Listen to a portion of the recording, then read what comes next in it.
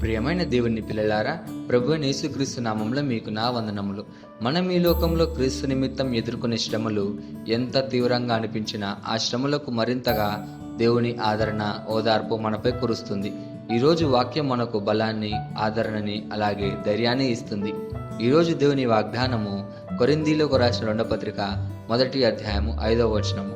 కొరింథీయులకు రాసిన 2వ పత్రిక 1వ అధ్యాయం 5వ వచనం వాక్యం ఇలా ఉంది: క్రీస్తు యొక్క శ్రమలు మా యందు ఎలాగూ విస్తరించుచున్నావో అలాగే క్రీస్తు ద్వారా ఆదరణయో మాకు విస్తరించుచున్నది అని. ఈ వాక్యంలో అపోస్తలుడైన పౌలు మనకు ఒక మహత్తరమైన సత్యాన్ని తెలుపుతున్నాడు. క్రీస్తుని అనుసరించడం వలన శ్రమలు తప్పవు, మనకు శ్రమలు విస్తరిస్తాయని, కానీ అదే విధంగా ఆదరణ కూడా విస్తరించబడుతుంది అని. దేవుడు మనకు తగిన ఓదార్పు అందిస్తాడు. శ్రమల కంటే ఎక్కువగా తన కృపను, ఆదరణను కలగజేస్తాడు. ఈ ఆదరణ మనకు శాంతిని, సహనాన్ని, నమ్మకాన్ని ఇస్తుంది. శ్రమల్లో ఉన్నప్పుడు మనం ఒంటరిగా ఉండము, క్రీస్తు మనతో ఉంటాడు. దీనికి ఒక గొప్ప ఉదాహరణ యోబు దేవునికి భయపడేవాడు, నిష్కలంకులైన వాడని యోబు గ్రంథము 1వ అధ్యాయం 1వ వచనంలో మనకు కనిపిస్తుంది. దేవుడు అనుమతించిన శ్రమల వల్ల యోబు తన ఆస్తిని కోల్పోయాడు, తన పిల్లల్ని కోల్పోయాడు, తన ఆరోగ్యాన్ని కోల్పోయాడు, తన స్నేహితులు నిందించారు, తన భార్య కూడా ఇలా అంది, దేవుణ్ణి శపించి చచ్చిపో అని. ఆ స్థితిలో కూడా యోబు దేవుణ్ణి తిట్టలేదు. అతడు ఇలా అన్నాడు, యెహోవా ఇచ్చెను, యెహోవా తీసుకునేను అని యోబు గ్రంథము 1వ అధ్యాయం 21వ వచనంలో రాసింది.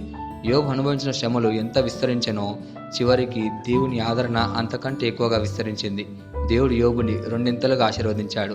దీన్ని మన జీవితానికి ఎలా తీసుకోవాలంటే, శ్రమలను చూసి భయపడకుండా వాటిలోనూ దేవుని ఆదరణను అనుభవించాలి. దేవుని కోసం ఎదురయ్యే కష్టాలను ధైర్యంగా భరిస్తూ ఉండాలి. రెండోదిగా, మనం పొందిన ఆదరణను ఇతరులతో పంచుకోవాలి. ప్రార్థన ద్వారా దేవునితో బలమైన సంబంధాన్ని కొనసాగించాలి. ఈ వాగ్దానాన్ని మనం స్వతంత్రించలాగున మనం ప్రార్థన చేద్దాం. మమ్మల్ని మిక్కిలిగా ప్రేమించిన ప్రియ పరలోకపు తండ్రి, నీకే కృతజ్ఞతాస్తుతులు వందనాలు చెల్లించుకుంటున్నాం ప్రభువా. నీవు అనుమతించిన శ్రమల కన్నా గొప్పదిగా నీ ఆదరణను నాపై కురిపిస్తున్నందుకు నీకే కృతజ్ఞతాస్తుతులు చెల్లించుకుంటున్నాం ప్రభువా. నేను ఎదుర్కొనే ప్రతి కష్టంలో నీ ఓదార్పు అనుభవించగల శక్తిని నాకు దయచేయము.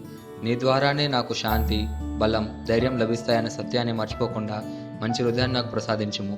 నీవిచ్చిన ఆదరణను నా ద్వారా ఇతరులకు పంచగల హృదయాన్ని నాకు కలిగించమని ప్రార్థిస్తూ యేసుక్రీస్తు నామమున అడుగుచున్నాము తండ్రి, ఆమేన్.